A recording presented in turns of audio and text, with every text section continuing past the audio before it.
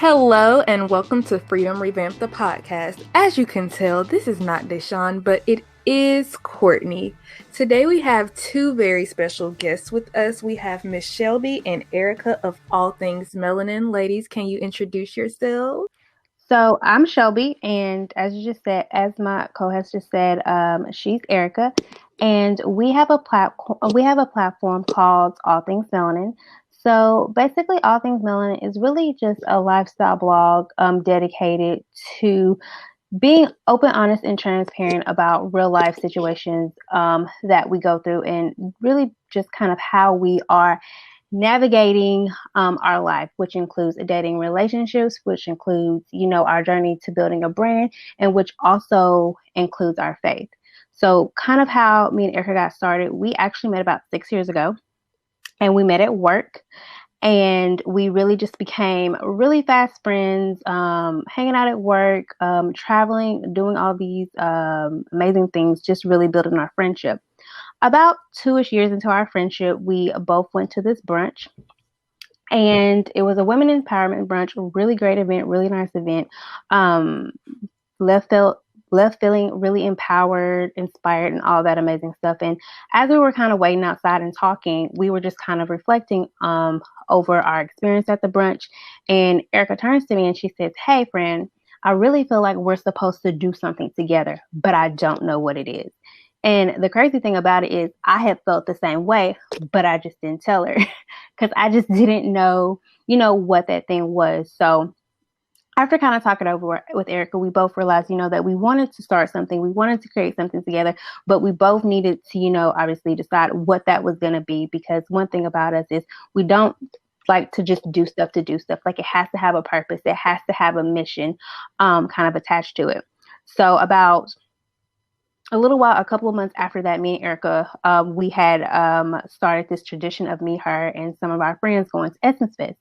And this particular year that we were in Essence Fest, it was the summer of 2017. We were there and we were just really, really inspired by all the panels, all of the celebrities, and just really, really kind of being in that atmosphere with everybody and just all of the Black girl magic. Eric and I both have a passion for media and entertainment, and we definitely wanted to kind of have our foot in that arena, but neither of us went to school for that, and we didn't want to start over. And we said, you know what, if nobody's going to kind of, give us the experience, we're going to create it ourselves. So we leave Essence Fest, and I called Erica very dramatically, and I was like, "Hey, I need to talk to you, but I need to talk to you in person. Can we meet up, outside of work?" And she was like, "Cool." So we met up, and I brought this idea to her for us to start a blog together, where we could, get essentially create our own experience in media and entertainment, and also really just kind of build and create our own lane. There are so many different things out there for Black women, but we didn't really feel like there was like a platform specifically for us, like specifically for women that are navigating dating and relationships, navigating their careers, and really just trying to figure it out from scratch. We just felt like a lot of people shared their journeys when they made it, but nobody, shared, when they struggled, or the bad or the good, and just all the different things, that you need to be successful.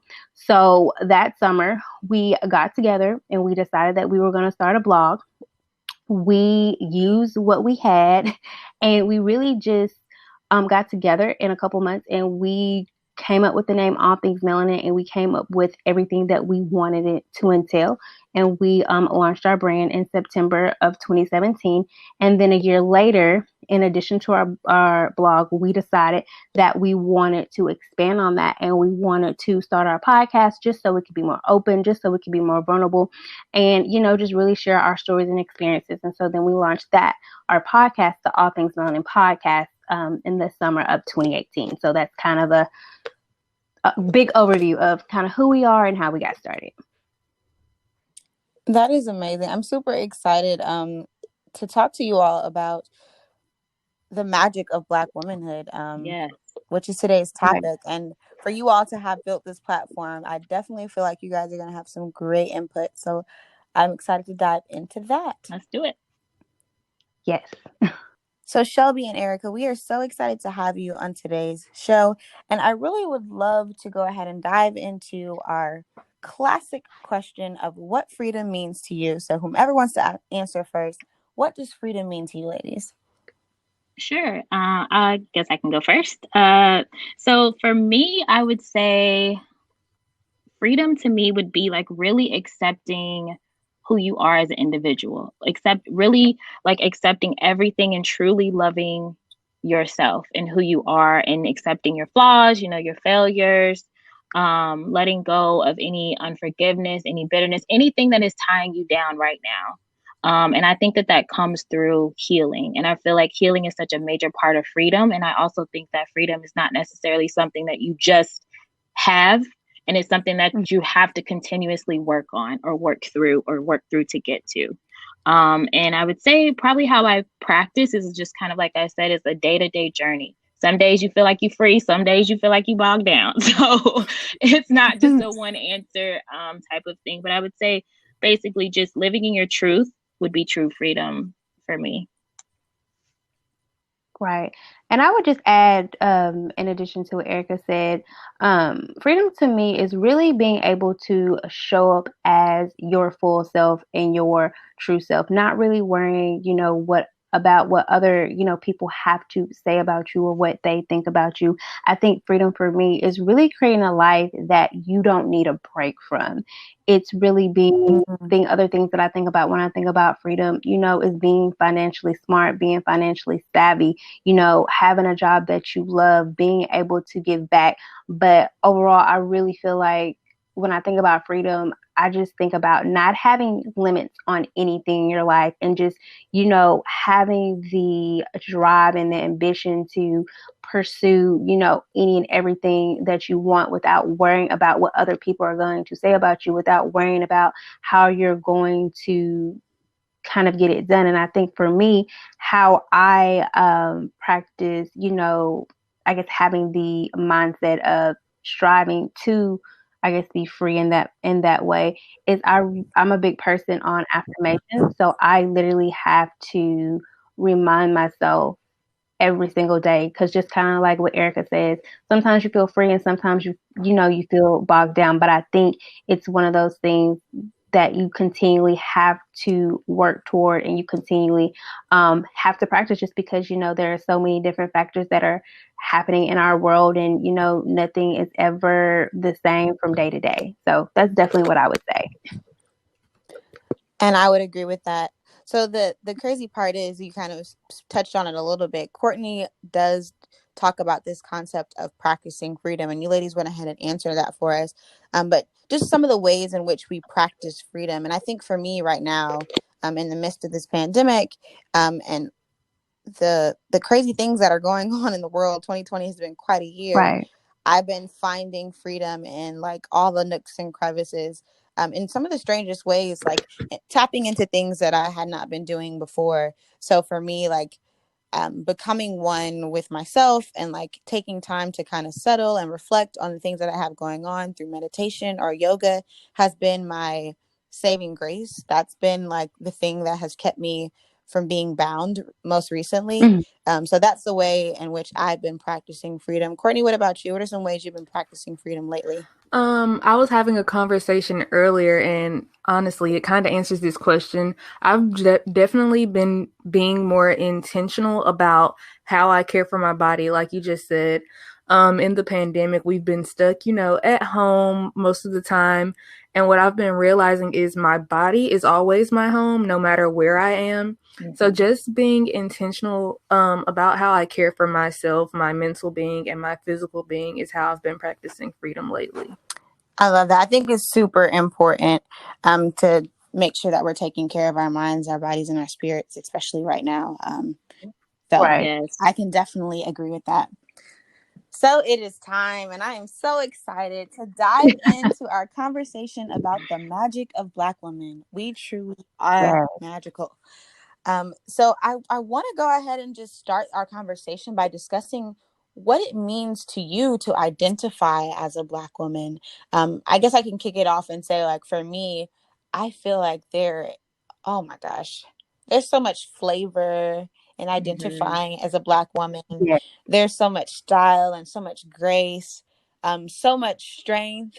and so much vulnerability when you're talking about identifying as a Black woman, because we have all of these different things that we're known for, but then there are so many different things that make us who we are individually, because obviously we're Right. so unique. Everyone has their own way in which they go about living, and there's so much complexity to who we are. I think sometimes people's idea of Black women is sometimes surface level, and they miss the complexity of who we are, Mm-hmm. and like Right. the intersectionality of who we are.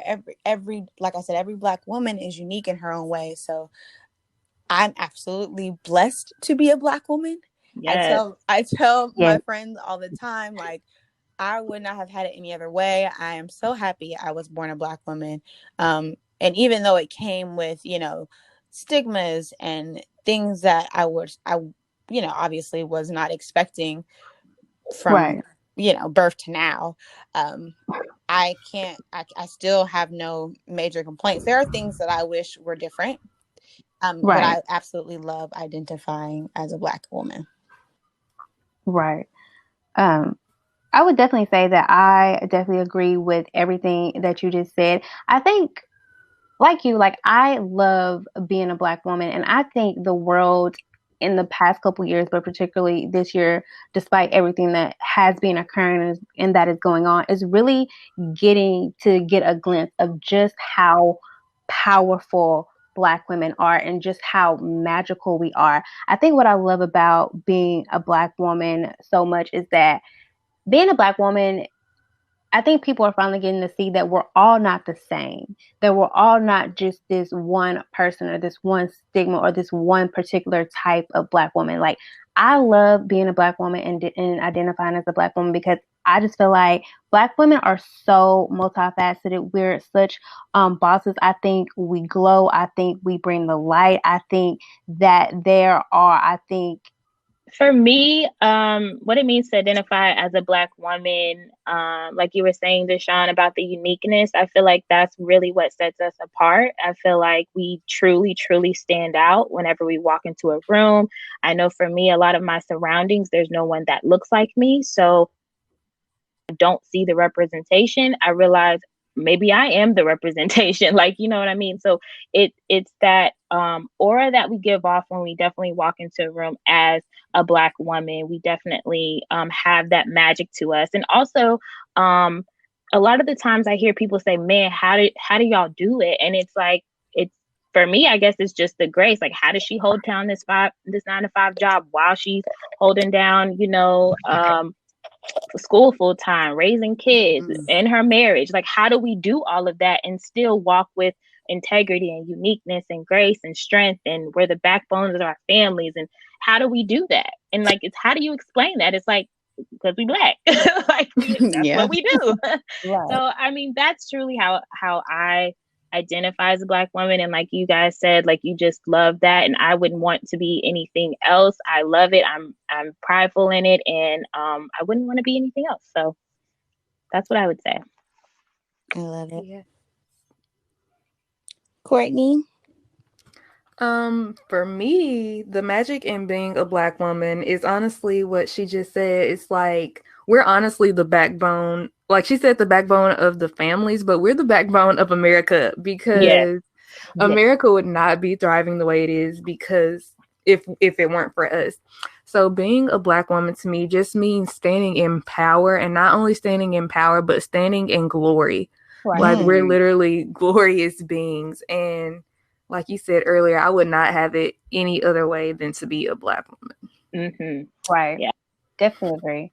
And Yeah. I love it. I was going to say, I just want to add that definitely, with the election and everything that has transpired and different things like that, like we all saw how Black women literally showed up, how we literally showed up, showed out, and literally like got the country back on track. And I just really think that that's just a glimpse of our magic and what we bring to the table and how we're always kind of like you all just said, being the backbone of our families, but also being the backbone of the country as well. Yes. Yes. I would agree. So I am sure all of you ladies are familiar with hashtag Black Girl Magic. Yes. This is not only a hashtag, but it has become a movement and developed its own culture in the past few years. So as of 2013, Kashawn Thompson was the one who popularized this movement of Black Girl Magic, and it has since then birthed so many things within, like I said, within our own community and within media. I think people are truly acknowledging this concept of Black Girl Magic. So I kind of want us to each kind of touch on how we define Black Girl Magic and how we practice it. I always make the joke that like I'm a Black Girl Magic magician. Like I have special things that I can do just because I'm a Black woman. Mm-hmm. Like there are things and tricks and things up my sleeve that you're not gonna understand because you're not a Black woman. That just is what it is. Right. So I guess I just want us to all go around and just discuss how you define Black Girl Magic. I feel like kind of like what we said earlier is how we are so multifaceted. We Right. can literally, what is there that we cannot do? Honestly, what is there that we don't know how to do or that we can't do? Even if we don't know how to do it, we're gonna figure it out.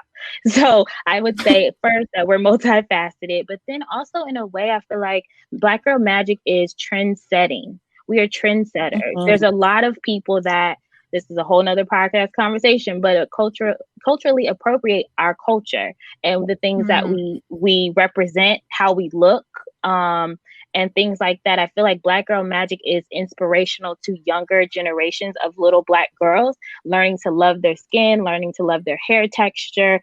Also, Black Girl Magic could be when I can go from a twist out to 22-inch bundles to braids in one day. You see that? Yeah. That is Black shifting, honey. I am a brand new woman. Right. So that would be what Black Girl Magic means to me. Yeah, I think for me, I think Black Girl Magic is all those things. But also when I think of Black Girl Magic, I think of like all the things that, we're made up of. Like some things that come to mind when I think of Black Girl Magic. I think of our intelligence. I think of our beauty. I think of our creativity. I think of our style. I think of our sense of humor, how we can literally, laugh and make memes and videos out of anything and make it go viral and make it a trend. I think it's our emotions. I think it's our versatility. I really think Black Girl Magic is all that and more. I just think it's everything that makes us so great. I think it's everything that makes us unique. And I think it's everything that makes people want to copy what we're doing, from our hair to our darker skin, to our glow, to the way that we talk, to the way that we do things. I really think Black Girl Magic is just, honestly, to me, it's really just a movement to me when I think about it, but a movement that really empowers other Black women. And it reminds us that we're not in this, we're not in this alone, that we're in this together, that like, even if I have to go in a room by myself, even if I'm the only person in the room, that even if I'm the only person in the room, that there are other Black women that are just like me, that are probably going through this and that are hopefully, cheering me on and different things like that. So that's what I think about when I think about Black Girl Magic. Yes. Yes to all of that. When I think of Black Girl Magic, I honestly think of the same thing, like how we form such strong bonds with one another. It's like unbreakable bonds, and that we can almost empower each other with just one simple word. And I also think of how, like you said, how versatile we are. Like literally my hair is orange right now. Shout out to my stylist. But literally we have such confidence that was like instilled in us from birth, like from our ancestors, that honestly we probably would not have if we weren't Black women, because we're just that. But I just think of, everyone that came before us that instilled everything in us that we have, honestly. I would agree with you, ladies. Kashawn Thompson told the Los Angeles Times in regards to Black Girl Magic that she says magic because it's something that people don't always understand. And I think that for me is like listening to you all define Black Girl Magic. That's the thing. People don't understand why we have such strength. They don't understand why we can go from, like you said, a twist out to 22-inch bundles. They don't understand why we have such resilience about ourselves. And still also have so much joy. And like there's such complexity to being a Black woman that it's something that's not understood, but you see it happening. So I think that it's very interesting that we've come up with that this hashtag, you know, came about, like Black Girl Magic. It is something that is magical. Right. It's something that can't be explained. It's just something that is. So for me, Black Girl Magic, I think much of it is in the power that we possess. Like, I think there is like almost an energy that resonates when you're with a Black woman, whether you know her or not. There's something about like walking down the street and you see a Black girl whose twist out is popping and she has on a really nice red dress and you're like, yes, sis, you look good today. Yes. And she's not even your sister. You've never met her before. Right. And all of a sudden you guys are having a full-blown compliment match back and forth. And she's complimenting you on your outfit. We love to and see you know it. what I'm saying? And there's something about the power that we give each other. Yeah. So like the energy, like that simple gesture, like I love hyping my sisters up. And when I see my girl, you doing that, you doing that. And like having that same energy reciprocated, that's the beauty of like Black Girl Magic. It really is radiant. And you mentioned shining earlier, and that's the thing, like we really are a light. Like we really do shine, and like that light allows for other people to see something in us or to see something in the world or whatever the case may be. Like we really are radiant. And I just, again, y'all, I can't tell you enough. I couldn't be anything else but a Black woman. I love it. Yes, definitely agree with everything that you just said. So we kind of touched on a few things, but let's go ahead and dive in and get a little bit more specific. So what are some things that you guys believe to be specific to Black womanhood? I feel like you kind of touched on it a little bit when you were giving the example of you could just see another beautiful Black woman and you just give her a random compliment and you don't know each other, but then you form this kind of bond, and it's almost like a cultural thing, kind of how we go to events and then all of a sudden everybody in the room is doing the electric slide to Frankie Beverly Maze. It's like, how do we all know to do that? Like, it's that kind of like bond that we have, and like you were saying, it's the power that we give each other. And it's great because to me, womanhood is hyping each other up. And I feel like that's one of the main reasons why Shelby and I started All Things Melanin, is because we literally are self-proclaimed as your certified hype women, where we're always pushing out encouraging things to just let you know, girl, you got it. You can do it. You got this. Don't let them tell you no.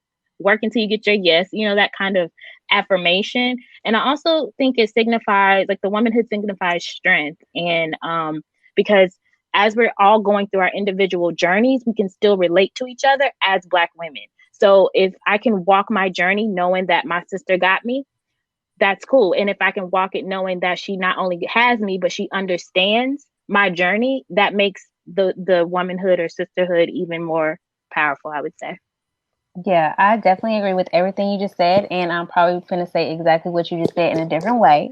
But I definitely agree. Like, when I think of Black womanhood, and I think what I love about it so much, and I think what's really specific to Black women, is that basically what Erica just said, that we're, you know, that we're all family. Like, I think of, you know, when we go to Essence Fest every year, or, you know, if we're out and about, whether it's at brunch or at a party or whatever, like if we see somebody that, like, if I see somebody that's gorgeous or has nice hair or just whatever the case may be, like, I'm going to go up to her and I'm going to talk to her, especially, you know, if she's a Black woman. And I think the thing about Black women that's really specific to us is I think that we are really good about hyping each other up, about supporting one another, about helping one another, but also about reaching back from one another and, you know, giving a helping hand. I have, especially during this pandemic and police brutality and all these things going on, I have really seen Black women step up and really support each other and really help each other and ask, you know, one another, like, what do you need? Are you okay? Do you need a referral? Do you need me to do this? Do you need me to do that? And I really think that that's how we all win. That's how we all get ahead, is that we help each other, we support one another, and we reach back from one another. And I think as Black women, that I feel like we've always done that, but I think that being in the time that we're in right now, that has been magnified. And I think social media has allowed us to you know, like, network and connect with more women and to really, really build up our sisterhood and help other women. Agreed.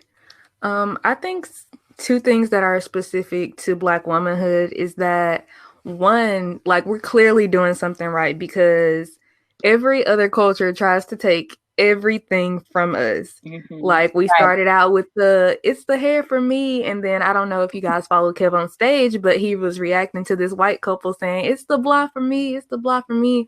So just that like they were just overdoing it. But literally everyone tries to take everything from us. And another reason I know that we're doing everything right is because while they try to take our culture from us, they also try to tear us down. Yeah. So that proves that we're doing everything right. And another thing is how much we support one another. Like, yeah, other races might support each other, but Black women, like, if we see somebody we don't even know on their internet doing something, we're like, let me repost this because my good sis is doing something. Yeah. Right. Like, let me support her. So because if I don't, then who will? So just that we lift each other up and want to see genuinely want to see each other win is something that's very specific to Black womanhood. Right. I would agree. And you ladies gave such wonderful responses that I would hate to take it to the physical, but I think one thing that is very specific to Black womanhood is being goddesses. Like we literally float around this earth because it is our gift from God. Like God allowed us to live here. He crafted us in a specific way, and being a Black woman is truly magnificent. Like it is. We are built beautifully. When I look in the mirror, I'm looking at full lips. I'm looking at large eyes. I'm looking at curly, kinky hair. I'm looking at glowing skin that is full of melanin, that is much different from any other person that is not Black. And just looking at that alone, I'm like, look at me. I'm different. But I'm a different that I'm comfortable with. And it took a long time to become comfortable with who I am and how I look and who I identify as a woman and things like that, because obviously society around us, like you said, they tear us down. There are so many things that they give negative connotation to that make you feel like, okay, maybe there is more that I need to do, or maybe I need to look a different type of way, until you come into yourself and you come into your power and you realize I am made this way intentionally. I am supposed to be this way, and there is power and beauty in who I am. So I think the physical is something that is very specific to Black women. Like you have to look at the way Black women are built. And this is something that's been fetishized for years. We are built hippie. We are built with you. I mean, we're in Georgia. Well, I'm in Georgia and they call it peaches here. So, you know what I'm saying? We're built differently. And we have the full lips, and we have the kinky curly hair, which is different than other cultures and things like that. So when we're looking at all of these things that make us uniquely beautiful as Black women, it is different, but it's beautiful. And it goes back to the whole magical thing and understanding that, like, you know, there is something that is, it's unexplainable, but it's beautiful. Yes, it is. And I absolutely love it. And like you mentioned earlier, honey, I love being able to have such versatility. I can slap on that. I call my wigs helmets. I can slap on my helmet and be a brand new woman in 2.5 seconds. Yes. Look, and it's getting cold outside. It's football season. You gotta put those helmets on. I Okay, can't. you gotta get those helmets. Listen, I agree with you. But I love a good wig, and I'm not opposed. I love my natural hair. I do. But, you know, you got to put her up when it's dry outside. Yeah. It's something about a good wig. You can switch it up so quick. Like today, I can have 20 inches. Tomorrow, I can have a short little bob. You don't know who you're getting. You don't. You don't. And it's okay. It's always going to be Deshaun. It's just going to be a different Right? So we've talked about the beauty of being a Black woman, but what are some obstacles and battles that you all have faced because you are a Black woman? Oh man. Well, first of all, being a woman, period, is already an obstacle in itself. But then when you add Black on top of that, that's like double the obstacle, right? In some instances, I know for me personally, where I work, I'm working a male dominant, white dominant field. So that in itself is very challenging for me every day, because a lot of the times I can maybe walk into a meeting and already someone has their pretenses about me just from the looks. Because I'm the youngest one, and then I'm Black, and then I'm a woman. So all three of those things within itself. But then I realize sometimes I feel like I have to prove myself 10 times harder that I should be here, that I deserve to sit at this table with you men. Right. So that within itself has always been an obstacle, trying to feel like I have to um, work 10 times harder just to get the same credit. And oftentimes we don't get the respect and we don't get the credit that we deserve, even if we do deserve it more than the person, the male that's white or whatever you want to say. But for me, Right. the obstacle is just trying to overcome being overlooked and in a way being devalued in a lot of ways. And so, like I was saying kind of earlier in earlier discussion of how if you don't see the representation, maybe if you're put in that position, it's because you're supposed to be that representation, right? So I just feel like the obstacles are there for a reason. And so whenever you're faced with that, just continue to like walk in your truth, like we were saying in your freedom earlier, just walk in your truth, knowing, hey, I'm a Black woman. I deserve to be here just like you. I was hired here just like you. I deserve to be at this school just like you. So I think that even though we do have those obstacles as Black women, we can't let that deter us or devalue us or make us feel less than. Because really, people may look at us like we're intimidating, but are we really intimidating, or are they just intimidated? You know what I mean? It's like a Right. lot of the Oh, times yeah. it's just they are intimidated by our Black girl, or that we give off. So yeah, those would be some of the battles that I personally deal with. Yeah, I would definitely say for me, some of the battles that I face, being a Black woman, especially being a Black woman in corporate America, I think for me, I've really had to learn how to stand in my light, and I really had to learn how to fully show up as myself and not be afraid to speak up, not be afraid to show my intelligence, not be afraid to bring what I bring to the table, to contribute what I have, to contribute to the organization. I feel like, a lot of times I feel like sometimes I'm the only one in the room, or sometimes I'm the only one, maybe given certain opportunities. And I think sometimes when you're in that space or you're kind of in that area, that sometimes people just want you to be happy because you're there. Like, okay, like, we let you in, so that's enough. But in reality, it's not enough. I always think, like, Shelby, if you don't speak up, if you don't say anything, if you don't bring your full self,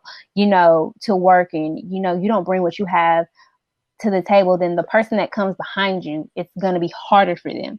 Like, maybe you were, in this position because you're supposed to make it easier for everybody that comes out of you. Maybe you're supposed to be the first. Maybe you're supposed to set the tone. Maybe you're supposed to show them, your intelligence and what you bring to the table, and that, you don't have to be quiet.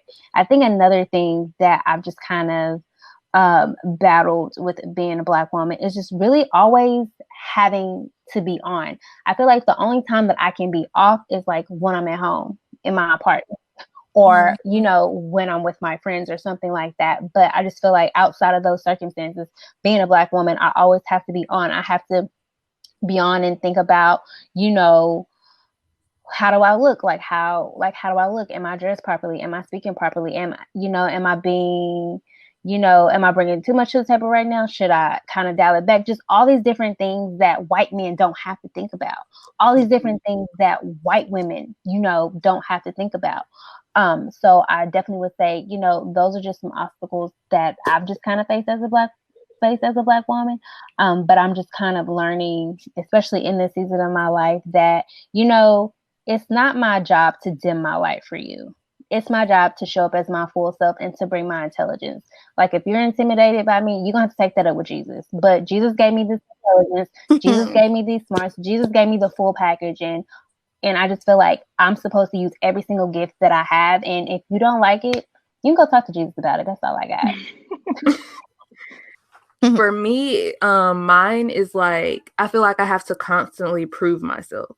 Yeah. Like, so to me, it feels like I'm not doing enough. Whereas for you, it sounded like you were almost saying, I'm doing too much. Let me tone it down. But for me, it's like, okay, I have all these smarts. I might be smarter than the white man or the white woman in the room, but it's still like I have to outwork them. Yeah. Mm-hmm. So it's like constantly having to do more than what they're doing is kind of what I've been struggling with lately.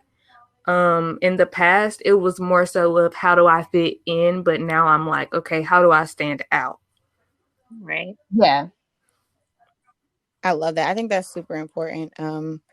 For me, I think I've come to the realization that I do stand out. So that's kind of been my battle because of the type of person I am. I am very outgoing, but I do feel like as the person I am, I take up Yeah. space.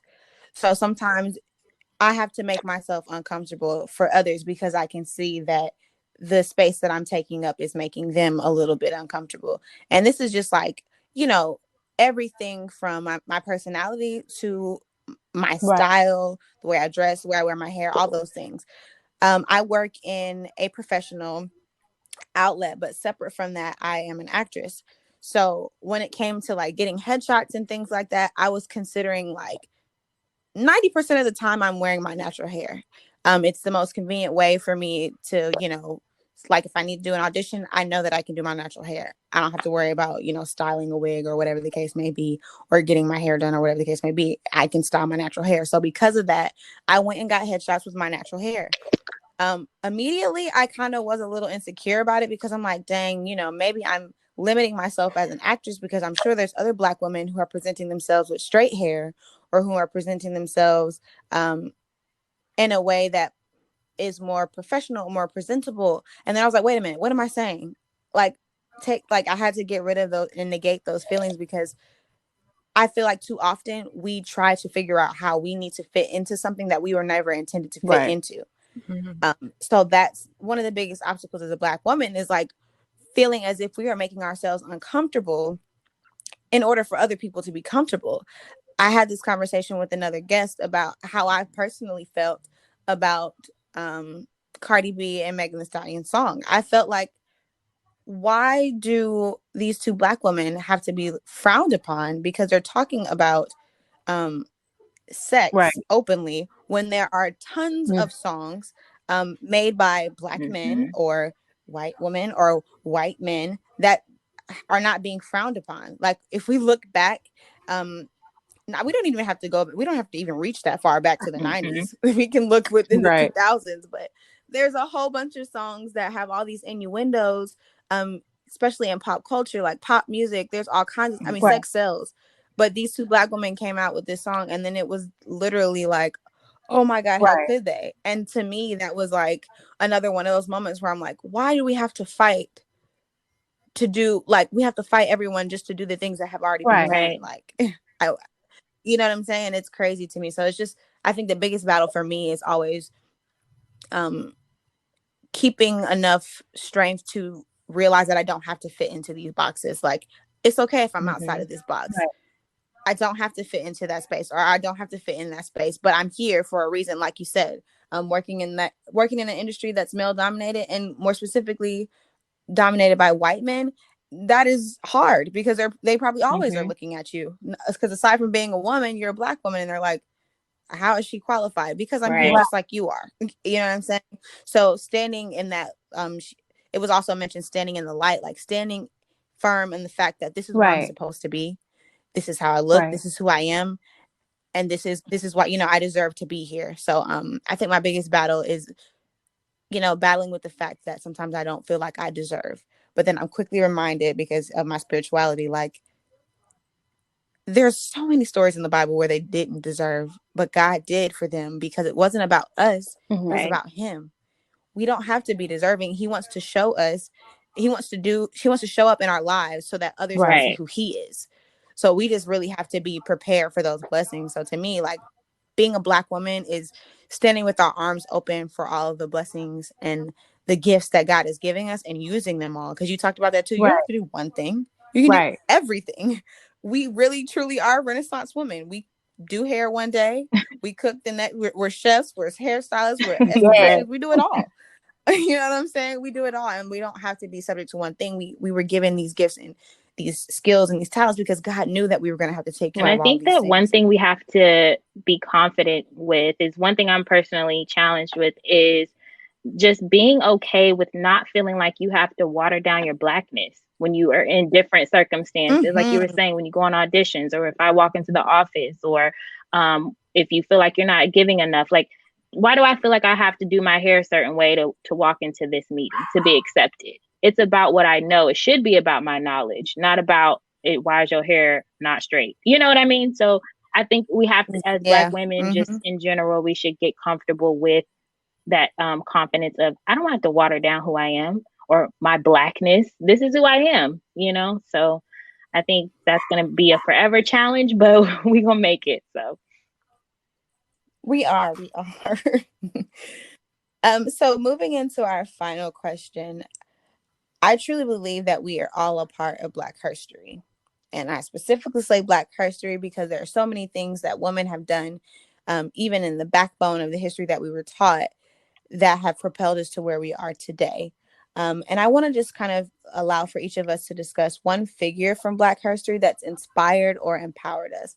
And this doesn't have to be someone that is far off. It can be somebody that is inspiring you even today. So if each of you would just do us the favor of sharing with us one figure from Black history that's inspired or empowered you. oh, go ahead, Go Joey. No, you Go go ahead. ahead. Okay. So I would say for me, I would say Shonda Rhimes. So I am a huge Mm-hmm. Scandal fan. You can ask Erica. I thought I was Olivia Pope without the man issues at one point in my life. I had it in my bio and everything. But I would definitely say Shonda Rhimes because I just think she's such a boss. I think she's so smart. I think she's so intelligent. I think that she stands in her truth. I think that she is just an amazing woman. I read a book that she wrote. I don't know when she wrote it, but she wrote a book called The Year of the Yes. And in her book, she just kind of goes over her life and all these things. But the premise of the book is that she says yes to everything that frightens her for a year.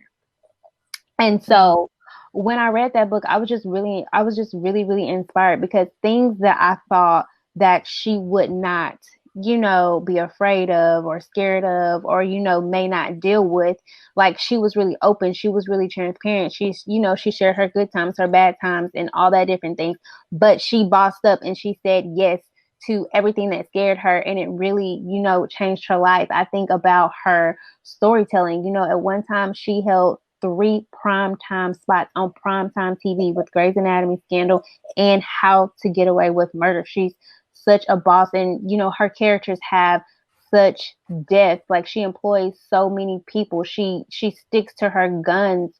It's just I don't know. I could ramble on and on about Shonda Rhimes because I'm a Shonda Rhimes stan. But overall, she just really inspires and empowers me because I really think that she is really paving the way for women in TV. And I think she's kicking butts and not taking any prisoners. Yeah, I love Shonda yeah, Rhimes too, girl. she's genius. I would say for me would be Michelle Obama. For many reasons. To me, she's the epitome of Black girl magic, Black women empowerment, Black women sisterhood, all of that wrapped in one. And what I love about her is obviously from her how she just carries herself, and she was the first Black first lady of the United States, but the way that she carries herself in a way where she is still who she is. She still maintained her identity as a Black woman first. She still maintained her independence, even though she still, was the first lady, the wife, the mother, and all of these different other roles. And that's what we are as women. We have so many different roles, but if you can still maintain your independence and your identity, that to me is just so empowering and inspiring. So the fact that, I don't know if you guys saw her documentary on Netflix, Becoming, and then she also has the book. That was so inspiring for me personally that I started tearing up, and I'm not a crier. So that was just, it touched me and inspired me because not only is she just so intelligent and smart. I mean, she came from Harvard Law, and like she was still able to play her role and support her man as the executive leadership of the country. So it's like, this is so I just get really inspired by her just from who she is all around. And I just feel like with Michelle, she was so humble as well. Like she didn't come across like she, was above. She like wanted to bring everyone up with her. And I think that's really important for us to remember too, is when we are building our own legacies individually, ladies, we always want to make sure that we're bringing everyone up with us. And I just love what she represents, all in all. Yes. For me, I'm gonna have to go with Yara Shahidi simply because of what she stands for. Like, she stands for being comfortable in your skin. She stands up for what she believes in, and she's just altogether an activist. And the fact that she's doing it at such a young age, like I think she's around the same age as me, if I'm not wrong, and she's doing so much for the Black community and for Black women as a whole. So I think I'm gonna go with Yara Shahidi. Love her. Okay.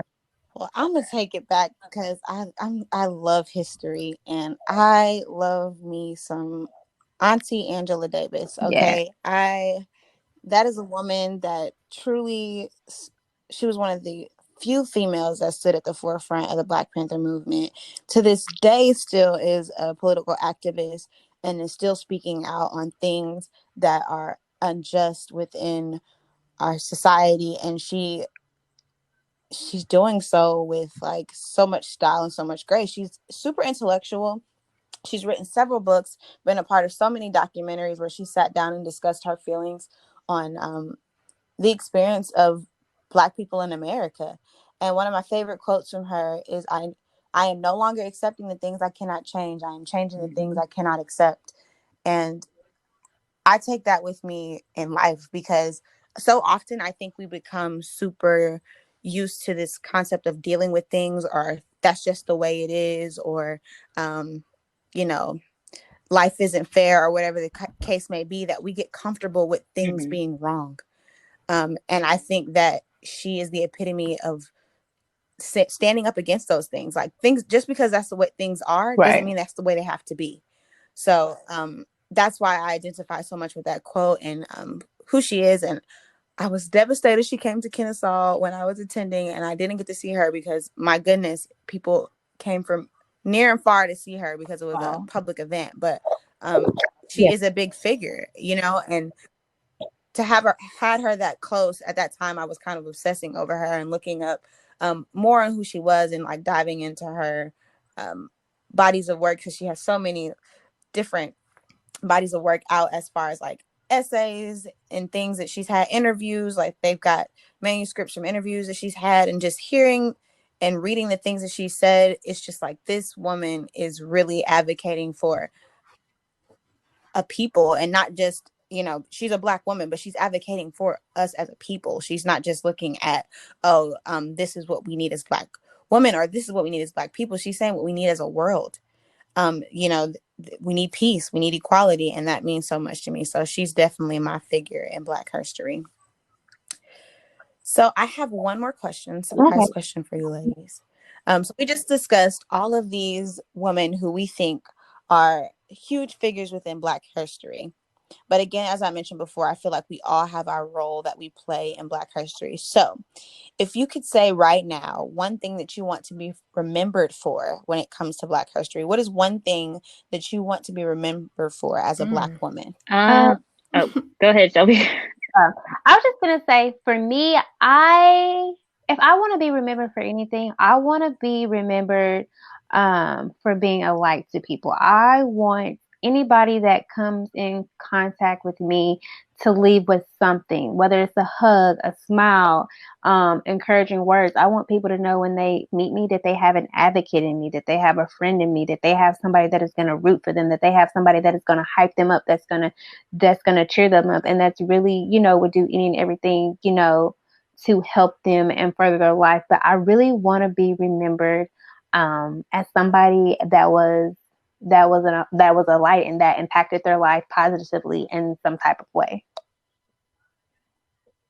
For me, I would definitely say along the same lines, which is obviously why we started our blog together, is to be an inspiration. What I've realized recently, you know how you go on Facebook and they have all these memories, and it's like, Facebook, I really don't care what I did in 2010. But I realized a lot of those times I was always putting out inspirational things, and people would respond being like, oh my gosh, I needed that today. And then back in those those times I was really struggling through personal things. And then when I realized that, look, the battles and things that I go through, if I say I want to inspire somebody, how can I be an inspiration, or like Shelby said, a light, if I personally never go through anything to help somebody? Because what Right. we have to realize is that you go through things not for yourself. Sometimes you do go through things so you can grow and build, and learn from things, but a lot of the times what you're going through is bigger than you. It's for you to go through to help the next Mm-hmm. person. So if I can just be an inspiration to one person before I leave, I have Right. done my job. So